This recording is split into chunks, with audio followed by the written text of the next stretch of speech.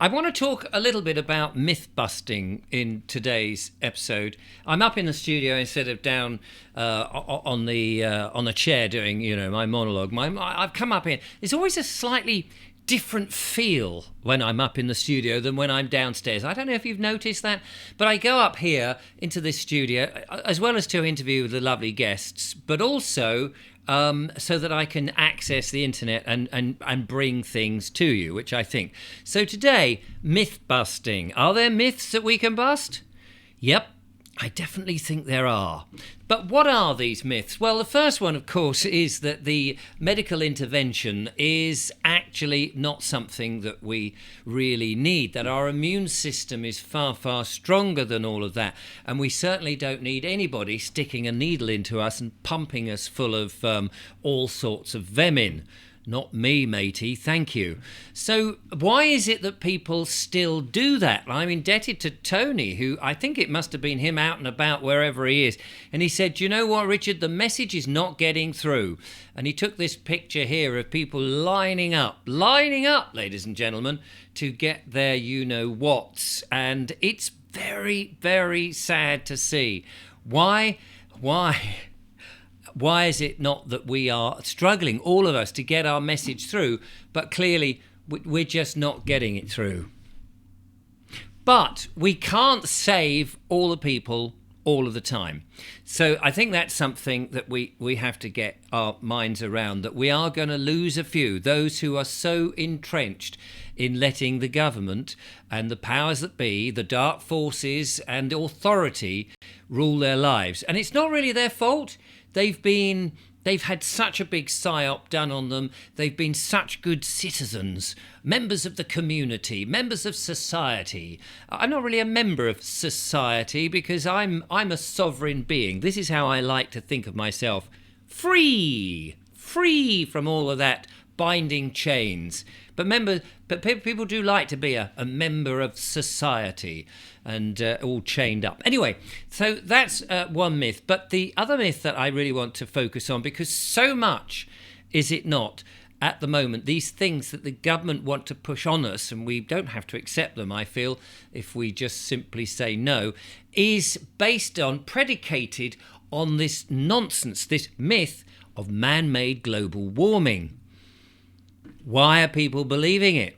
Why do they absolutely take it on board? So I was made aware of this rather amazing website. Here it is, Climate Facts. This is from the CO2 Coalition. And this is amazing. It says, explore our extensive library of facts and details and data to empower yourself with knowledge and educate friends and family. And join us in the love for CO2. CO2, it's plant food, isn't it? It's the food that we rely on to breathe. It's the gas of life. And yet we've been told, have we not, that CO2, for some reason, is this dreadful gas that's supposed to be poisoning us. Dumb. Yeah, it's very dumb. So let's have a look. Let's have a look and see a bit more on this website. Here it is. They have lots of interesting facts, and I'll leave the link in the description so you can go and have a look at some of these rather amazing facts. So here we are. Look, fact number 1, 140 million year trend of dangerously decreasing CO2. And if we press this, we get to find out more. So it seems that 140 million year trend of depressing CO2, we can see that 2,500 years ago, or million years ago, whatever it is. No, that's, hang on a minute, atmospheric CO2. We used to, at one point, we had 2,500, that's it. Get my facts straight, Mr. Vobes, thank you. Is at 2,000 parts per million, and all of this. And 2,500 parts per million. We're right down here at the moment at 0.04. That's 400 parts per million, isn't it? And here is the survival threshold for vegetation, which even if you're a vegan or a vegetarian, here it is, you can see how dangerously low we are. And it says here, for the last 140 million years, CO2 levels fell precipitously, that's a difficult word to say, and steadily to within 30 parts per million of the 150 parts per million line of death below which plants can't survive. And we're there. We actually do need it to go higher. So that's a curious fact. Let's go back and have another look. Here we have fact number 2. The warming effect of each molecule of CO2 declines as its concentration increases. Let's go and see what that fact tells us then. And again, we can see this declining effect. And there's a big description here. I won't read all of it. You can explore this for yourselves. Climate scientists have determined, and both sides agree, that the warming effect of each molecule of CO2 decreases significantly as its concentration increases. This is one reason why there is no runaway greenhouse warming when the concentration of CO2 was approaching 20 times that of today.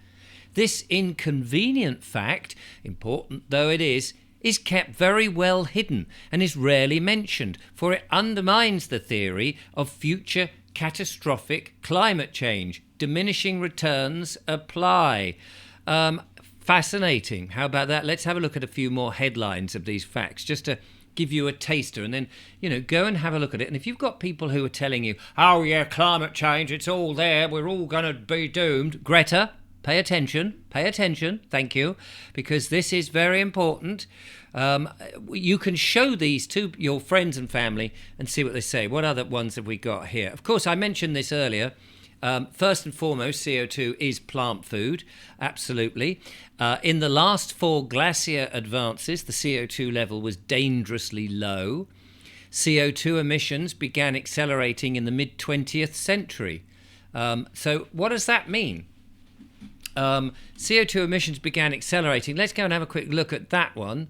So here we go, 1920, 1940, they've accelerated. Global emissions from fossil fuel burning, current blah, blah, blah.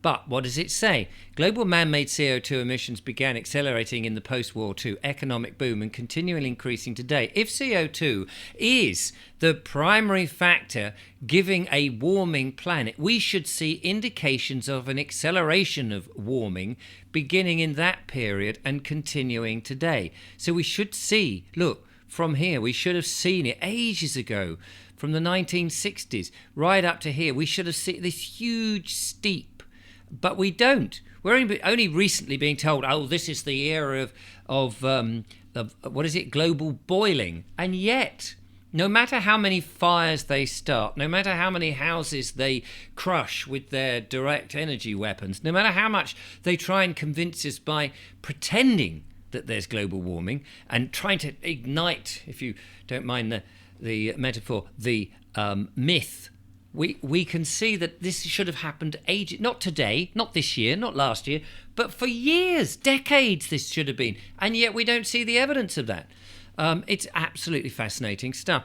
And there are more, just a couple more I'll go through. Here we go. Our current geological period has the lowest average CO2 levels in the last 600 million years. How about that? Current CO2 levels are near record lows. We are CO2 impoverished. We keep getting told that the levels are so high, and clearly they're not.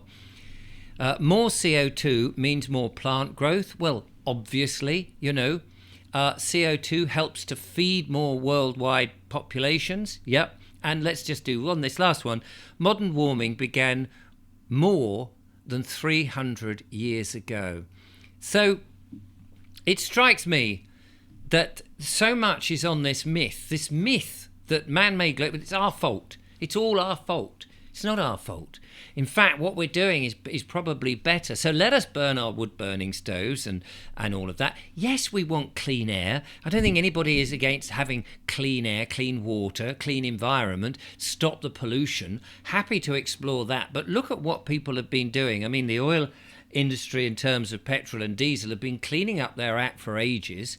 The absurdity is that people are going on about how clean and stuff that we need to be on this suicide pact of net zero, and actually it's so detrimental to us, So we really do have to push back. We've got to get people, because that way the 15-minute cities wouldn't be a thing. All this corralling, all this taking our biometrics, all of this stopping us going flying, apparently there's something called Jet Zero now, so that they really and truly want to get rid of aeroplanes and holidays and people travelling around the world, because they say, oh no, it's all part of it. Of course, the dark forces, they will be happy to go about in the jets, going in their private jets around the world, but us, they don't want us to do that.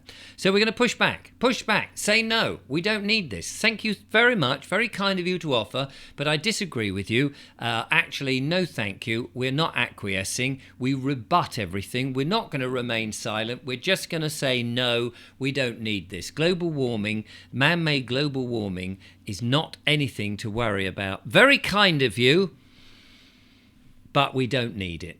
Thank you very much.